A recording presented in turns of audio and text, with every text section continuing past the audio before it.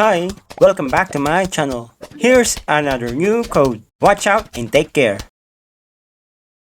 The beautiful Kaori Mori.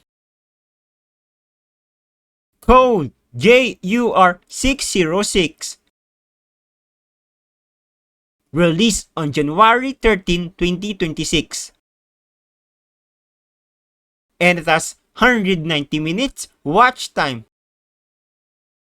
The story is about female insurance agent and the rich guy.